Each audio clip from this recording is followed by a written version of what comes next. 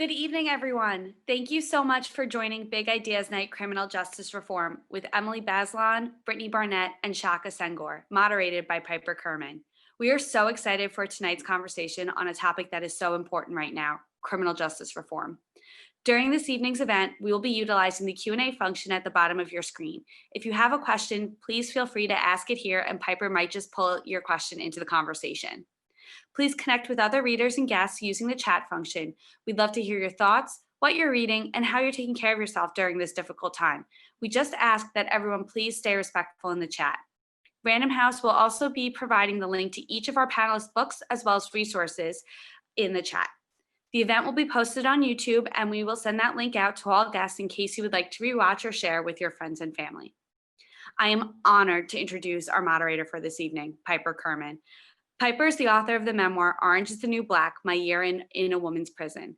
The book has been adapted by Genji Kohan into an Emmy Award-winning original series for Netflix, which ran for 7 seasons. Piper collaborates with nonprofits, philanthropies, and other organizations working in the public interest and serves on the board of directors of the Women's Prison Association and the advisory boards of the PEN America Writing for Justice Fellowship, Inside Out Writers, Hearing Broken Circles, and Justed Leadership USA. In 2014, she was awarded the Justice Trailblazer Award from John Jay College's Center on Media, Crime, and Justice, and the Constitutional Commentary Award from the Constitution Project. The Equal Justice Initiative recognized Piper as a champion of justice in 2015. Piper is a graduate of Smith College. She lives in Northern California with her family. And now, may I present Piper Kerman and Big Ideas Night Criminal Justice Reform.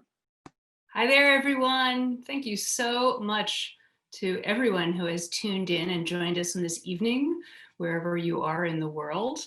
I am absolutely thrilled tonight to talk with 3 Random House authors of very different and very fascinating books about our criminal legal system here in the United States. A system that I know very intimately, but a system that is so enormous and complicated and multifaceted that it can seem really, really hard to wrap your head around and understand. And it's books like these 3 incredible books that help each and every one of us understand the many facets of our situation here in the United States, where we incarcerate more of our own people than any society in human history has ever chosen to do. Absent stories like Emily's, Shaka's, and Brittany's, we can't really grasp the human cost of where we're at. I wanted to tell you about our amazing panel of authors who are joining us today to talk about their writing. So, first and foremost, Brittany Barnett is an award-winning attorney and entrepreneur focused on social impact investing.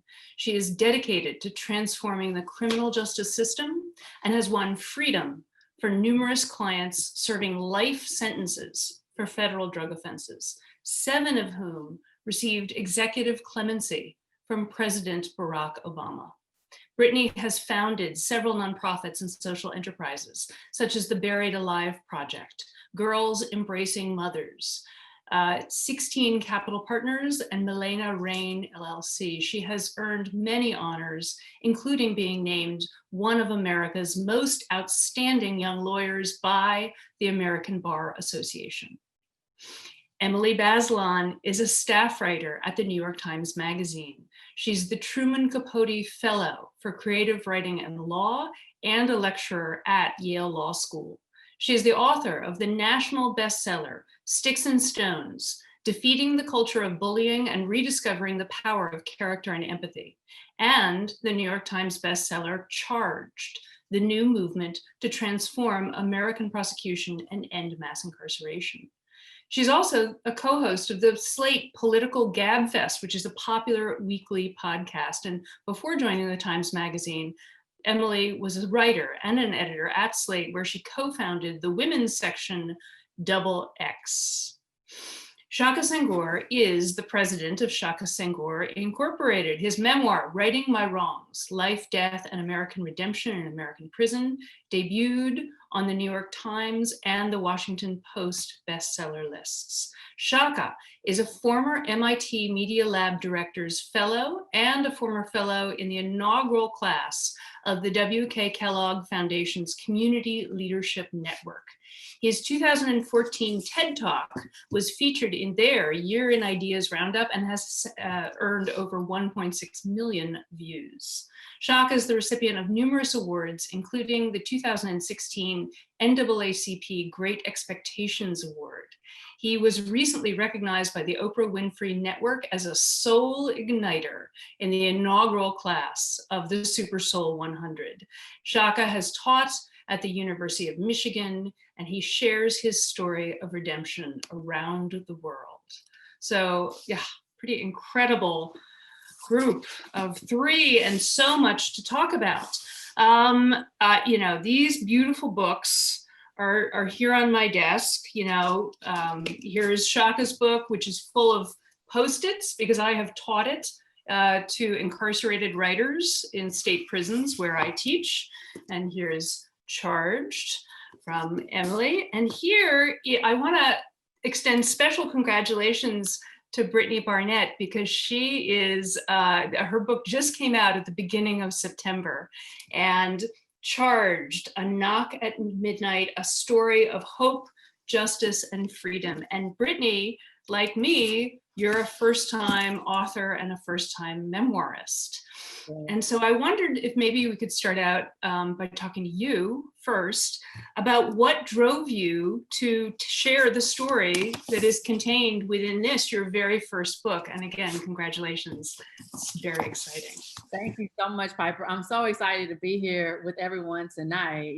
I wrote the book to tell the truth.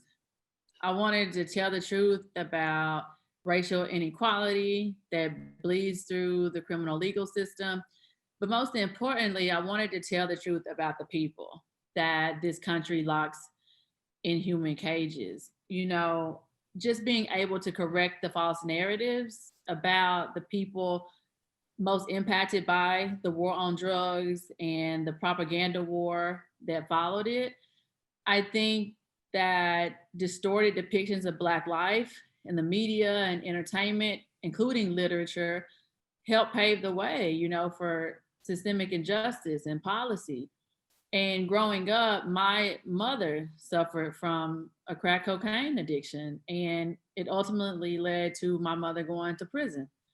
And I can say, on any given day, there are over 2 million children in this country with a parent in prison, and it's all devastating. But for me, when it's your mama, it's like a primal wound, and so I wanted to write the book to just compound my legal experience with my lived experience and to really be sure that we're telling our own stories. I think it's so important, and history shows how it can go left when we leave that task to other people. And really just wanting to show people what I had learned about the system through my journey with freeing people. And what I learned the most was the heartbeats, seeing the heartbeats behind the numbers, and how each of my clients that I talk about in the book, like Sharonda Jones, just have their own unique heartbeats. I saw so much of myself in Sharonda Jones as a Black daughter of the rural South, and how she got caught up in a system that was horrible and sentenced to life without parole for her first ever conviction, for a drug offense. And it just blew my mind. And I wanted, or I hope the people that read the book, when they read the stories of Sharonda or Corey Jacobs or Chris Young, my clients I talk about in the book, when they read those stories, I just hope they're impacted as much as I was when I met them in real life, And so those were some of the reasons I wrote the book. And there was another reason too, Piper. And when I was growing up, again, I grew up in the rural South, rural East Texas. I wanted to be Claire Huxtable from The Cosby Show. And I wanted to be a lawyer because of her. Unfortunately, growing up in my small piece of rural East Texas, there were no lawyers in the community, and there surely weren't any Black women lawyers, So I wrote the book for the little girls growing up in the South who have big lawyer dreams or big dreams of anything. I really hope that they can see themselves in me and know that they can do anything in this world. The book is a beautiful, skillful interweaving of your personal story, your family's story, and these lives that you really transformed through your focus, your intelligence, and your dedication. So it's really, really moving. I remember Sharonda Jones's case specifically, and I had no idea that you were one of the forces that drove towards her freedom. And I just want to thank you personally, because, when I reflect on my own 15-month sentence for first-time nonviolent drug offense in the federal system, I was treated very differently than Sharonda Jones was, and then many, many, many other Black and brown women were. So your book is incredibly illuminating of the realities behind those disparities and behind the impact on families like your own. Thank you. Shaka, me go way back. It's really nice to see you again, my friend. And again, I have taught this book to incarcerated men and women who read it with tremendous interest.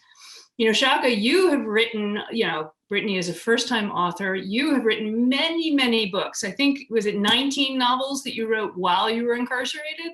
No, I wish. I actually spent 19 years, but 19 years, right? Yeah. But you wrote a lot of fiction, and you've written a lot of different types of books. You've written a lot. You're a prolific writer. Can you tell us a little bit about what drove you to write this particular book, which has met with such an incredibly wide audience since it was published in 2016? Yeah, no, thank you. That's really a great question. When I began my journey as a writer, it was largely based on me being inspired by all the books that I had read and how transformative those books were in my life. I was really fortunate, during my incarceration to meet some of the most incredible mentors in the world. And to this day, these are still the most important mentors I've had in my life. And I have a wide range of mentors, or people I consider as mentors now, that run a spectrum from, politics to business and entertainment. But these incredible men, they met me at a time that was very difficult in my life. I was a young kid going into the prison system with a very long prison sentence. I was 19 years old, looking at, the next 2 decades of my life in this environment. And so I was very rebellious, got into a lot of trouble. And these men saw something redeemable in me. And they were very strategic in their thinking. They were very savvy and figuring out, okay, how do we mentor and reach this young man who seems like hell bent on destroying whatever bit of life he has left. And they found their way in through literature. And, when people would ask me, like, what's the most important book you've ever read? And I remember I used to instinctively just say Malcolm X's autobiography because it was so transformative. But then I realized that wasn't actually true. It was the fiction of writers like Donald Goines, who wrote books like Black Girl Lost and Dope Fiend and, Kenyatta's Revenge, and like all these very gritty stories. And then Iceberg Slim, who wrote stories like Pimp and, White Long Con, and all these books that were really about the underbelly of inner city society. And so what those books did is they sparked my imagination. And what my mentors did is they knew that those books was run out because it wasn't that many of them.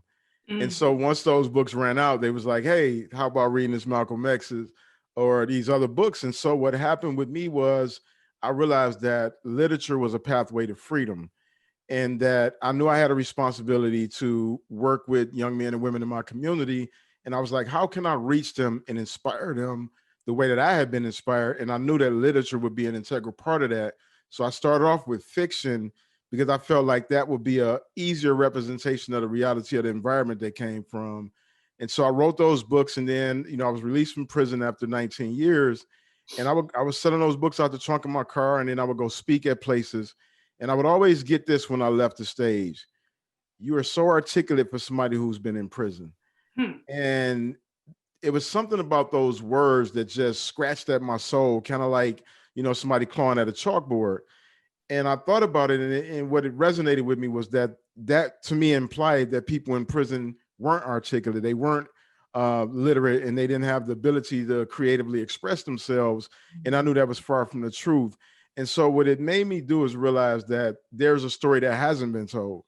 When we get arrested, they can splash our stories across the news, and it's this very infinitesimal moment of our life. This 30-second clip of our life becomes the big story.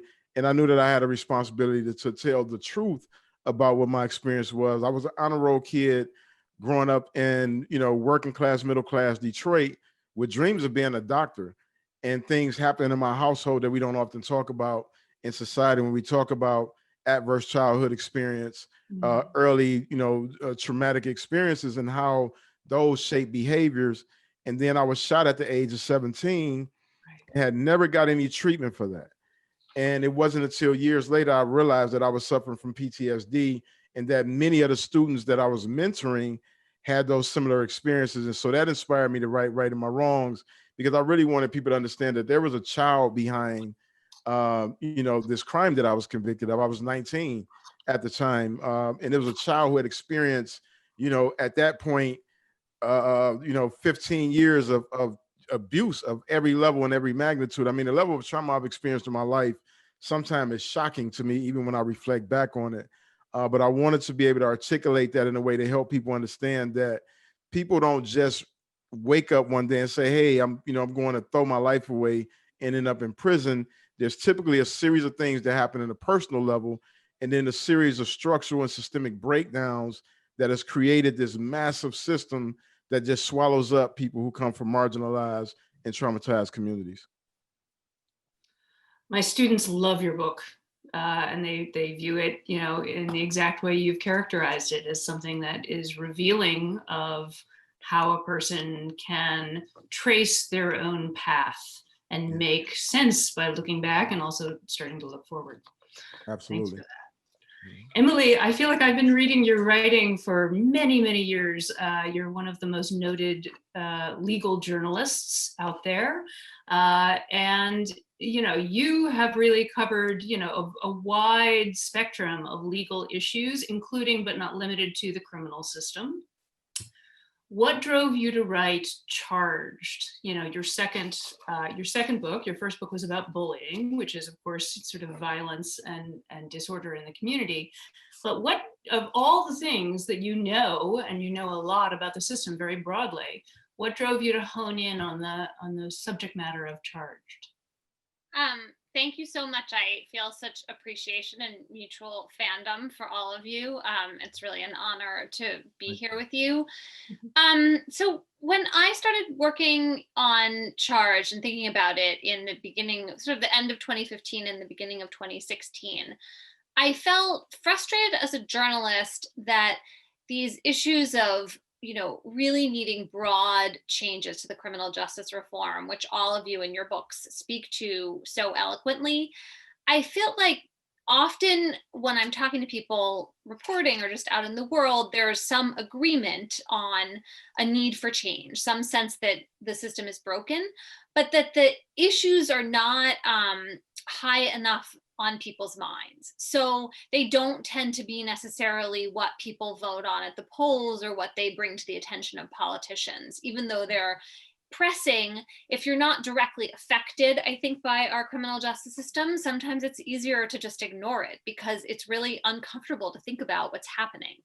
And so I wanted, as a journalist, to basically lift up the salience of this issue. And it seemed to me at the time, and this is a little less true now, I hope, that prosecutors, the role they play in the system was sort of underappreciated. And I was especially eager to bring some light to it because in almost every state in the country, we elect our state and local prosecutors.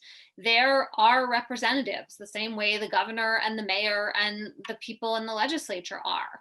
And that is not something I think enough voters and members of the public are just basically aware of, just the power of that office and the fact that local voters, through elections for district attorney and also sometimes elections for judges, depending on the state you live in, we really have the power to shape our local criminal justice system. And until about 2016, the norm was that people would run for district attorney and over again, and they would win elections as incumbents. And the assumption was that the way that you won was by bragging about how high your conviction rate was and the toughest sentences you got for like the scariest criminals. And that was the script, and nobody really deviated from it. But starting in the 2016 election cycle, there was a national movement to change that. And it's taken place city by city, largely driven by local groups that often are really focused on increasing turnout among communities of color and low-income communities that are directly affected by the criminal justice system. And to me as a journalist, the most exciting thing is to see change happening on the ground. And I was watching this movement and feeling like something like that hadn't really happened in the country before. And it really redoubled my interest in this topic, because I felt like I had a chance not only to write about some of the injustices all of you have seen and experienced firsthand, but also to write about a real effort to change it. So that was the sort of driving force behind my book, and it really propelled me forward through all the reporting and just made it one of the most exciting projects I've ever worked on. We're gonna elaborate on some of the things that that you have to share that impact people's lives, regardless of whether they're fortunate enough to have not been directly impacted by the criminal justice system. So, you know, here we have, you know, an esteemed legal journalist. We have a person who survived parental incarceration and went on to liberate other people through your legal work, Brittany. And we have Shaka, you know, the survivor of a lengthy prison sentence, and also, you know, someone who has done so much since you have returned home to the community. Shaka, I wondered if I could put this question to you first. So I know myself that the experience of bringing out a book which is so deeply personal, I mean, I know fiction is deeply personal too, but there's something about a memoir, you're really putting yourself out there in a intense way. You know, that is a transformative experience, and especially when a book is as widely read as yours has been. And it's my opinion that experience changes you yourself. I had a student who, like you, had written a lot of fiction, but he had never tackled personal narrative nonfiction writing about his own life because it's a little scary, right? It's a hard thing to do. What has the experience for you since the publication of Righting My Wrongs done to sort of transform the way that you think about the system as a whole and what you want to do, you know, next? I know you are working on a book which you are close to completing, which will be the next thing that you publish. Tell us a little bit more about that.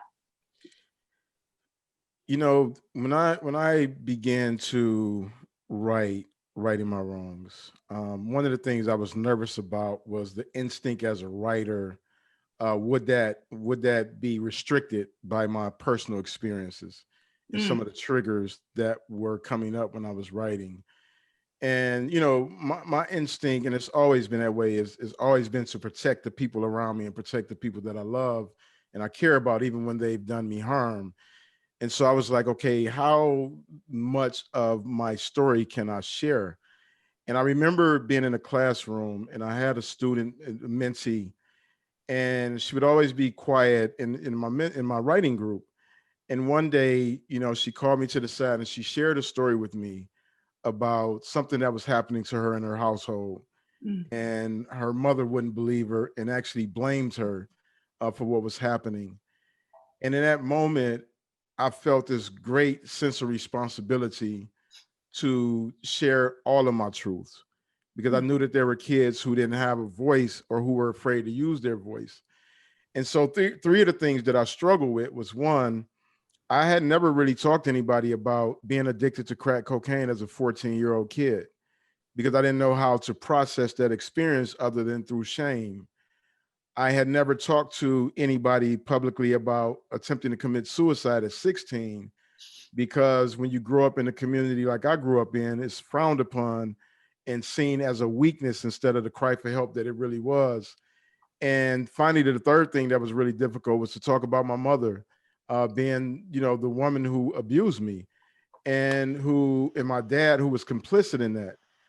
And largely because in the Black community, I don't know what happens in other communities, I can only speak about my community. The idea of abuse, one, isn't handled with the delicate care that I think is necessary for, kids to actually get help and seek out help. And so those things were really hard to unpack, and they've caused me great deals of tension with my family, as you can imagine. But on a therapeutic level, it was so healing to be my authentic self, all the way down to, drudging up those old memories.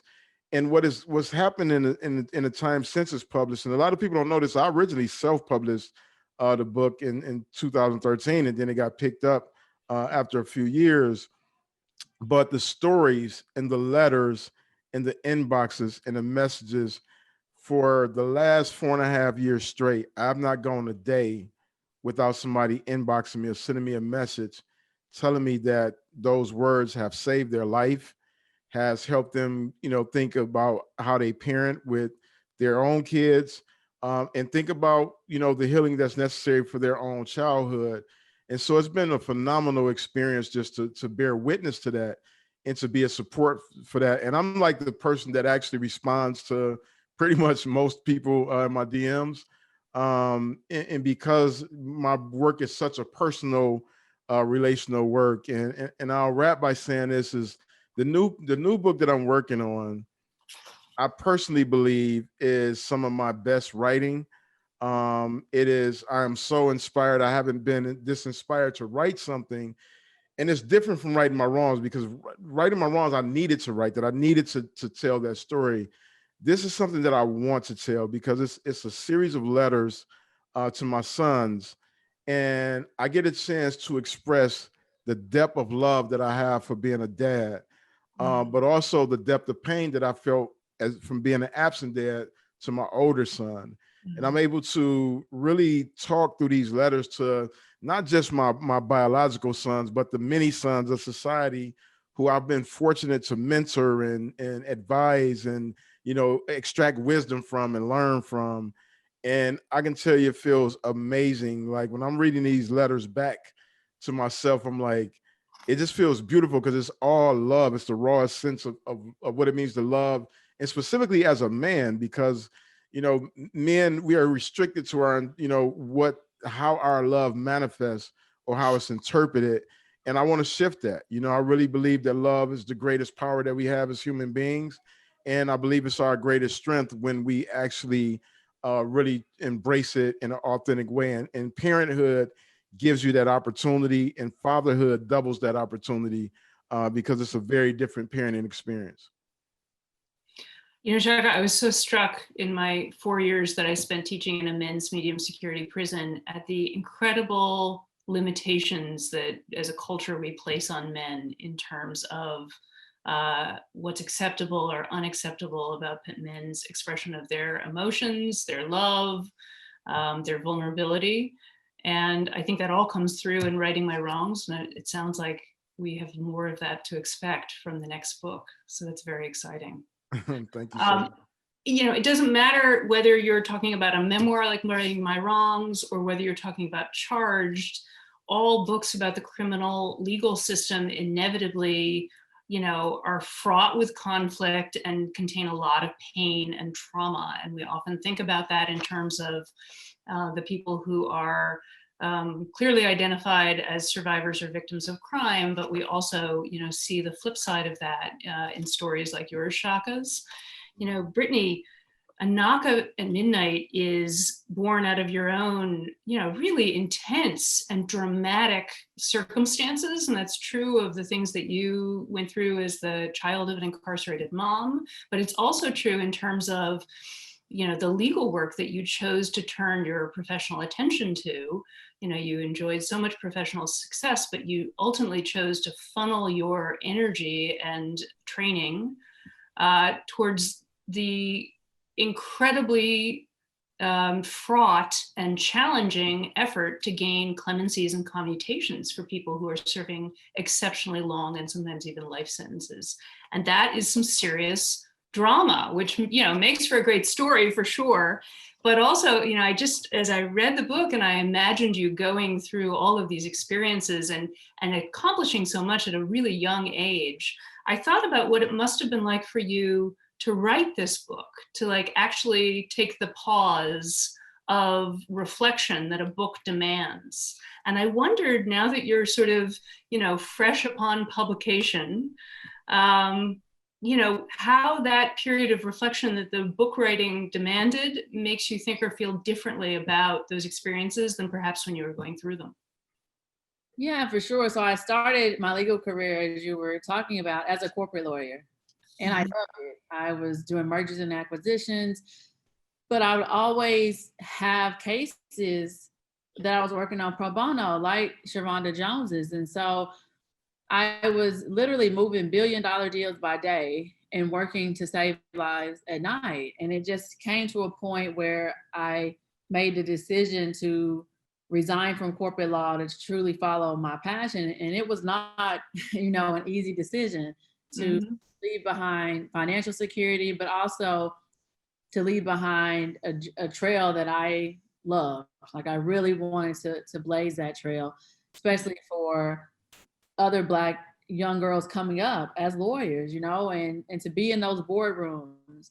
But when I stopped after I resigned from corporate and just took off really fast, heavily involved in the Obama Clemency Initiative, when I stopped to write the book, you know, and now after the book is done and rereading it, it's given me a time to really reflect. And I realized that for me, the definition of freedom evolved over my journey, you know, and I think about my client, Chris Young, who I talk about in the book. And Chris was 22 and ultimately sentenced to spend the rest of his natural life in prison for a drug offense, and a low-level drug offense at that. One where his involvement was so minor, even the federal judge who sentenced Chris to life said that he was barely touching the totem pole. But it was a mandatory life sentence and the judge had no choice. And actually, Judge Kevin Sharp, who sentenced Chris to life, resigned from the bench from a lifetime appointment in protest and actually works with me now on Chris's case. But going through Chris's case, more importantly, his life and how he grew up in Clarksville, Tennessee, just facing severe poverty and trauma that no child in America should ever have to endure. You know, Chris, his mom had a drug addiction like mine, and he and his brother were all they had. And his brother was 4 years older than him. And unfortunately, when Chris was 18 years old, he walked in his mom's living room to find his brother with a self-inflicted gunshot wound to his head. And so here is this 18-year-old kid who's grown up with all this trauma and ultimately selling drugs to survive, literally selling drugs to eat. And I could resonate with that so much from where I grew up, where as 80s babies and growing up in the height of the war on drugs, some form of involvement with drugs was the norm. You either knew somebody selling them or you knew somebody using them. It was like a shared cultural experience. It was what it was. And so knowing that, having known many Chris Youngs in my life, his story just really struck with me. You know, and I realized when I stopped to really reflect and just taking a break from the work that Chris Young was handcuffed by suffocating poverty, by his socioeconomic conditions. He was handcuffed long before steel gripped his wrist. And what I thought about is freedom is much more than just freeing people from prison. You know, I thought about what systems are in place, what are we freeing them into? And since leaving corporate, you know, I've co-founded the Buried Alive Project, and we freed over 50 people serving life sentences for drugs. And when I look at my clients and just how well they're doing, but also looking at clients across the country and when they're released and they're going back home, you know, and I know that we can't keep rescuing people from prison and restoring them to poverty. And so one of the things I'm really focusing my energy on these days, Piper, is how do we create sustainable liberation? How can I bridge the gap and really combine my corporate experience with my passion to transform the system to provide economic opportunity, to give people like Chris Young chances? Chris is brilliant. He has taught himself to code in prison without a computer. I've connected him to global programmers who are just so impressed that Chris can convert in Python, which is just an incredibly challenging coding language.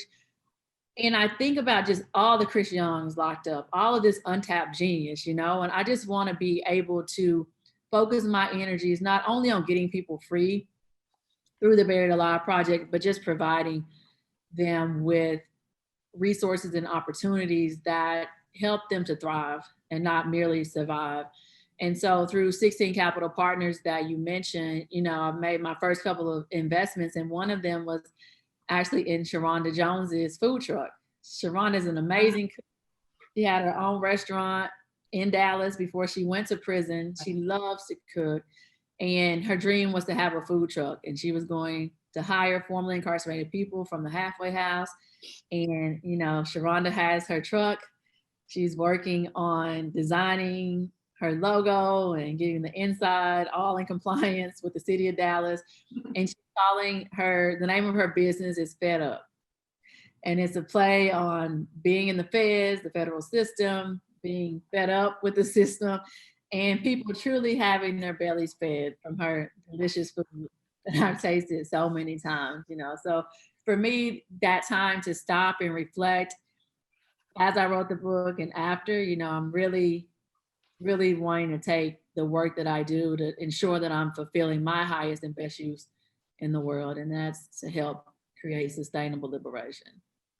I love that continuity. I always say to folks, you can't sort of nibble around the edges, or we can't just go into one segment of the criminal legal system and fix it. It's a holistic approach that has to have its roots in economic justice and social justice as broadly as you describe. So Emily, one of the things that Charge does so well is bring forward individual cases. You follow Kevin and Nora, like two different young people in two different jurisdictions, one in New York, one in, I believe, Minneapolis. And all of the things that both Shaka and Brittany are talking about are reflected in the stories of Kevin and Nora, that really, provide this incredible heartbeat for this book. But you also have a lot of prescriptions in this book.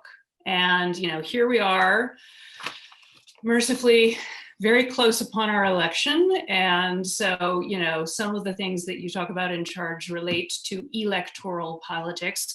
I sort of wonder, if you had asked me 10 years ago whether we would be talking about prosecutorial elections or, bail reform on ballots, I would have been skeptical. And so the world has shifted in some ways.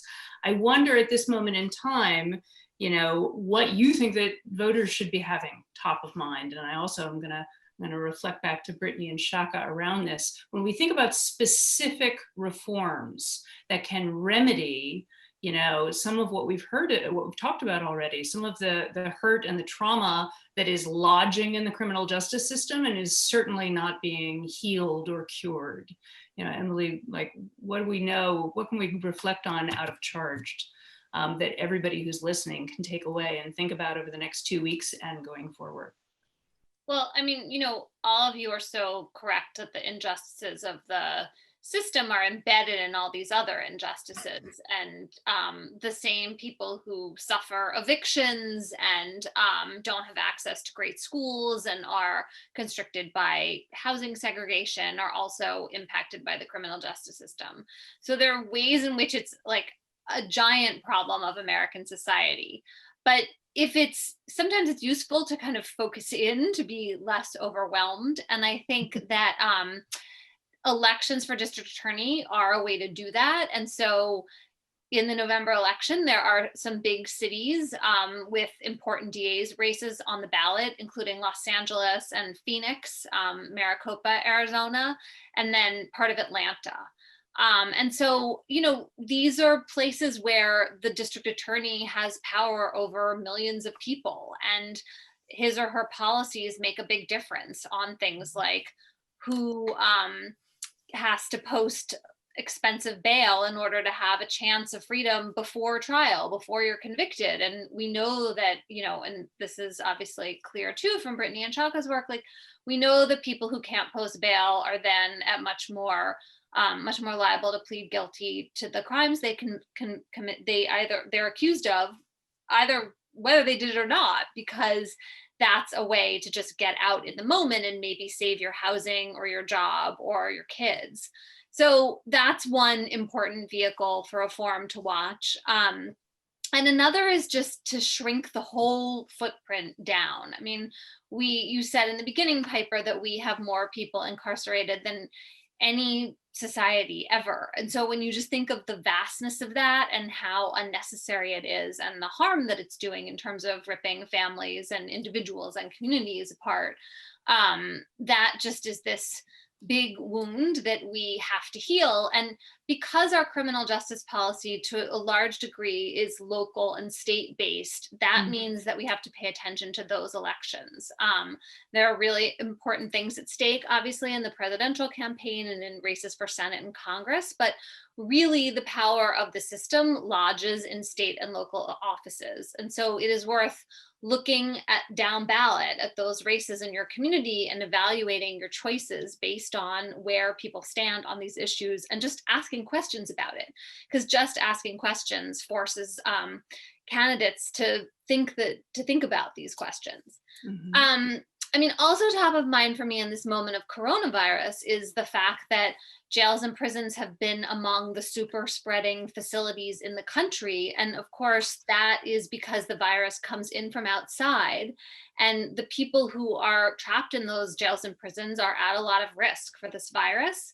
And then because it spreads in the virus, sometimes among people who are leaving and also among staff, that puts the communities that the jails and prisons are located in at risk. And so again, we have this kind of unnecessary harm that we're doing that is literally playing itself out in the midst of the coronavirus pandemic.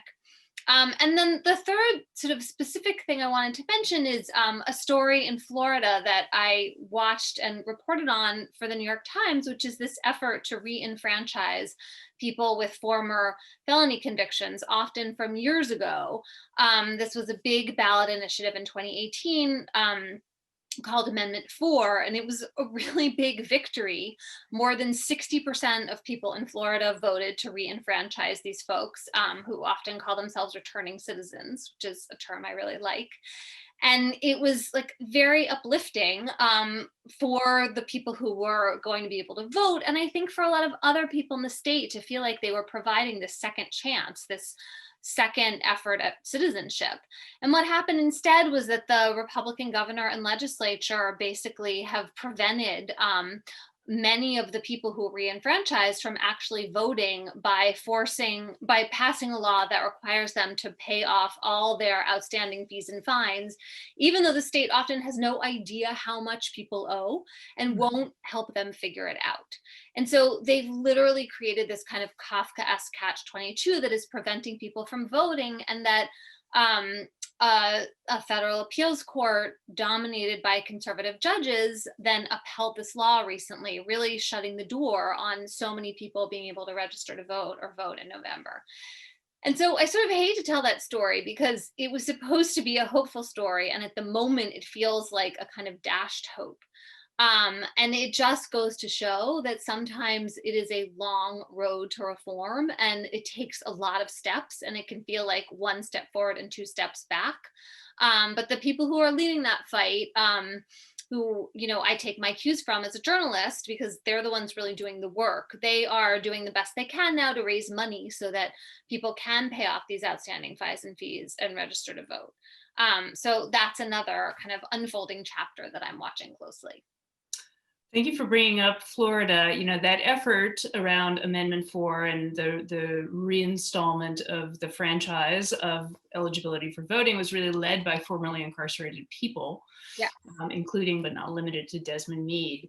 And, you know, many analyses of the system we have presently, the criminal legal system that we have presently, you know, point to a fact that perhaps the system is not really fully intended to protect people or to, you know, restore victims of crime, but rather to serve as a tool of control over some people in our society. And I think that the situation in Florida really spotlights that in a very dramatic way, particularly here in an election climate, which is very, very charged and at which so much is at stake, right?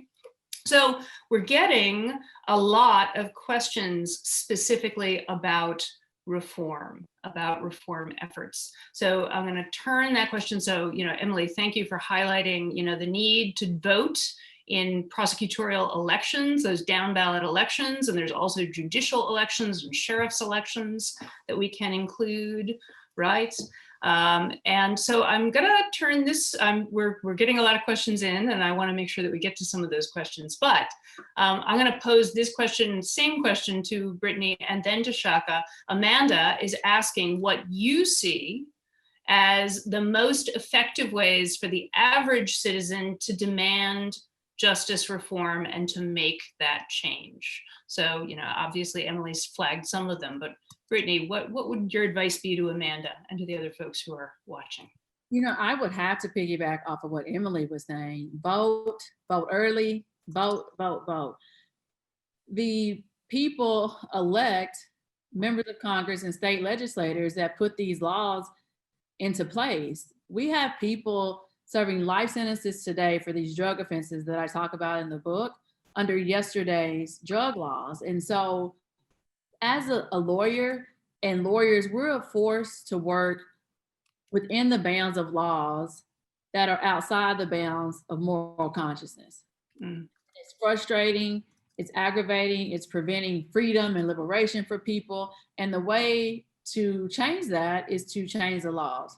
And the way that we change the laws is by electing people who have our shared interests when it comes to this criminal legal system, which is flawed in design.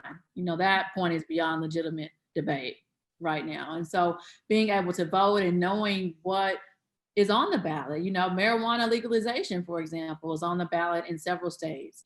Medicinal use is on the ballot in Mississippi right now, you know, and there are people serving life sentences in federal prison right now for marijuana, like my client Farrell Scott, who says he sold marijuana and got a life sentence, and other people are selling marijuana and getting a life savings.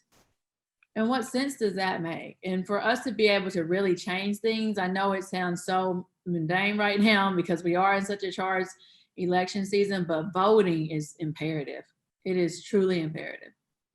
Yeah, with marijuana, I want to also point out that even though those harshest of sentences don't necessarily come down for all marijuana folks, what I know is that for so many people, and especially for young men and women of color, often their first contact at a low level, at a misdemeanor level, you know, involves some sort of low level marijuana charge. But once you get into the system, that's a spiral, right? That's hard. It's harder and harder to escape that system once you have system contact. And that's the real utility, I think, of marijuana being illegal, is that it affords an easy way to control certain communities at a sort of an everyday level. So Shaka, what about you? You know, what if you had to focus Amanda and our other listeners or viewers on what they can do in their own communities, what would you recommend? Yeah, I mean, I've been really fortunate to be on the front lines of a lot of the shifts in criminal justice reform throughout the country as well as locally. Actually, we met during a bipartisan summit, which was the first time in the country that had happened, where we got both parties into a big space and had a real conversation about criminal justice reform. And I think there's a few things. One, Brian Stevenson always talks about proximity. We have to just be in proximity to the issues that we care about. And the way that the war on drugs campaign was ran, it made people run in the opposite direction of, out of fear and things of that nature. So the thing is, we got to run to the problem. We got to go to the source of the fire, which means we got to go to the communities that are most likely impacted by these laws. I think legislation is extremely important, especially now. I think this should be the last election where we're ignorant about how and why voting is important. I think we've lived in kind of this bubble of being clueless for so long, largely because we live in an entertainment-driven society. But I think storytelling is integral to all of that, right? If you go back and you think about the groundswell of support around this issue, you can think about Michelle Alexander's book, The New Jim Crow, being able to really focus on, how this new model of enslavement and marginalization took place. And of course, Orange is the New Black, the storytelling of that, right? The humanization, like we would be irresponsible to not acknowledge the way that generated conversation about who's actually in prison. And then, of course, Ava DuVernay's brilliant film documentary, The 13th, the ability to structurally put into a deliverable, a piece of content that makes sense of the madness of our system. So I think all those things are integral to shifting and engaging. And I always tell people the quickest thing that you can do is volunteer at a local jail, a local prison, and understand who the people actually are. Nobody should be defined by their worst moment. People should not be held hostage to their past in a way that we do, with the expectation that, people will somehow come out and thrive if you're constantly slapping their hand every time they reach for an opportunity. And so, I've been very adamant about that. And I mean, I'm one of the fortunate ones that had a skill set that allowed me to be successful across a few different areas. Like, I'm successful in tech, I'm successful as a writer, as an entrepreneur. But that even with all the success, there's still all these barriers of entry that I'm constantly fighting on a personal level, not just a systemic level, but as a personal person who I'm a homeowner. And when I go to fill out home insurance, they're asking me, have I ever been convicted of a felony? I'm like, I just bought a fucking house. Like, what, like, should I not be able to protect that investment, right? Life insurance, things that people aren't thinking about, that I just want to take care of my son in the event that something tragic happens. So all of these different barriers, being able to understand how they're in place, why they're in place, and then do everything we can to remove them. So, I don't have a horse in the race, so to speak, when it comes to the national election, but I'm very adamant that people should really be paying attention to local elections. And the thing about the prosecutors, I'll just make this last point. The prosecutors' approach to getting convictions is to stack charges up so high that they seem insurmountable. And if you're poor and without the ability to legally represent yourself, the chances of you winning a trial is minimum to none, because the DAs, I mean, not the DAs, the defender counsel is grossly underfunded. And so they're just at a distinct disadvantage. So those local elections really matter. You should be listening to former prosecutors who actually were figuring out ways to do some things right. It's a very tough job for them. And just the empathy part of me is like, I don't want people to think that I'm just some like random bleeding heart that doesn't believe that these jobs aren't complex, but complexities require a great deal of critical thinking. And I believe that we have a great opportunity to exercise those skill sets and demand that those who are in office are not getting a free pass just to throw people away. Well, you have led me right into our final question. We've all, Emily, Brittany, and Shaka have all called on us all to vote. And I think Emily's book quite explicitly calls on us to put different people, to elect different people to the prosecutorial role specifically. However, I want to share with you a question from Victoria. Victoria asks, as a prosecutor who had focused her career on domestic violence and special victims, which tends to mean vulnerable victims like children, what lessons can we bring back to the inside of law enforcement to make it a place that engenders greater truth and a truer sense of justice for all? So, right, we're not realistically going to replace all of the thousands of prosecutors who are currently working out there, both in charge of offices and on the line. So what would, as a final question to each of our panelists, what would you want the people currently in those seats of extreme power over people's lives to not only think about, but to do differently? I can dive in because I actually answered in the chat. But I would say, you know, you can't do criminal justice reform work without trauma-informed care and adverse childhood experiences being at the core of that work, especially when you're talking about any interpersonal violence. I personally believe that hurt people hurt people. I believe that it's a cycle that for some reason in this country we choose not to address. We don't address the mental health calamity that is our system currently, and the role that that plays in mass incarceration. You know, I spent 7 years in solitary confinement, and I witnessed the most egregious mental and psychological and emotional abuse of system impacted people in that environment. And it wasn't just because there was an abuse of power, there was an inability for the correctional officers to actually understand mental health issues and to not criminalize them in the same way that our policing plays out in society. And so I think that if we're going to solve any of these problems, we have to start with the roots of violence, you know, the violence of capitalism, the violence of oppression, the violence of locking people out of opportunities to engage in a constructive and meaningful way. And once we begin to address those things, I think we can create and produce some very different outcomes. Thank you. Brittany, what would you counsel for Victoria, our career prosecutor?